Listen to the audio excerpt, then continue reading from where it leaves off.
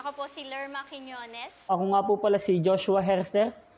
Ako po si Arturo Siquito. Ako nga po pala si Rosalie Rivera. Ako po ay mula sa Calapan, Oriental, Mindoro.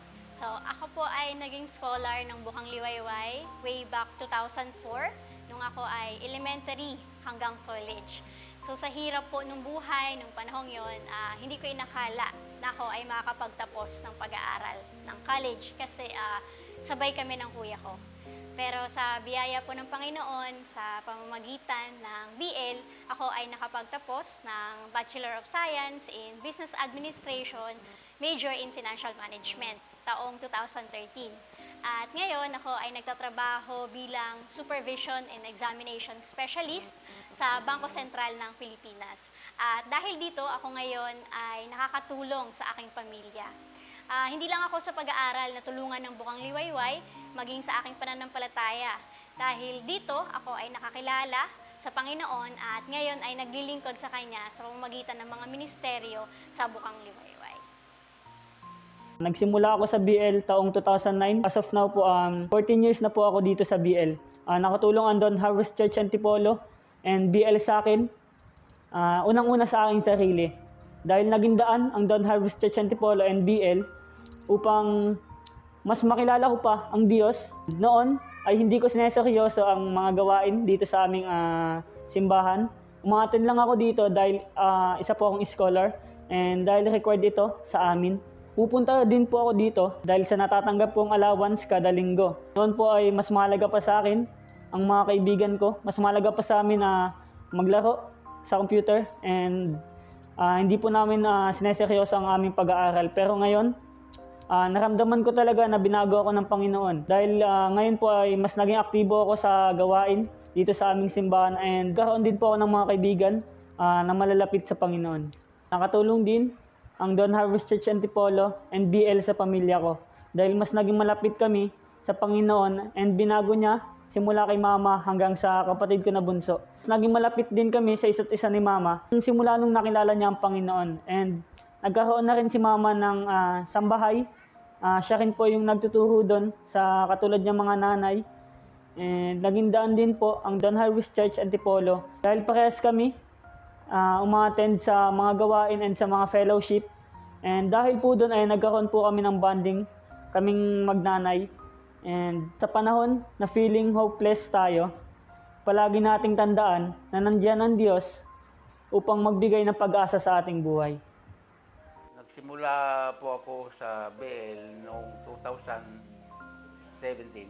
Ang malaki na itutulong ng livelihood program kasi nakakabili ako ng gamot sa aking maintenance. So, malaking naitutulong.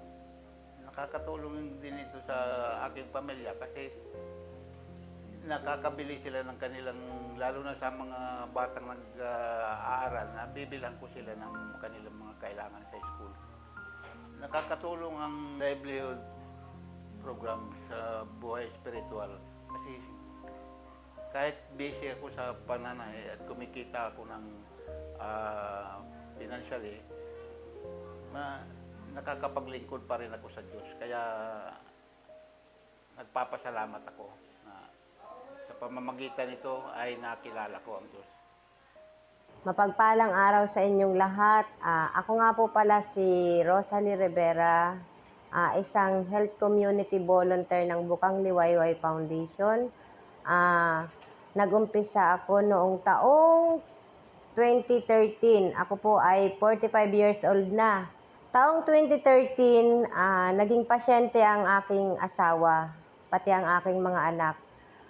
Sa tulong ni health team ng Bukang Liwayway, ng DOTS program, natulungan nila ang aking asawa na maipagamot.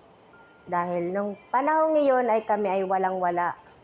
Walang-wala kaming pera, wala kaming kamag-anak dito sa lugar na ito.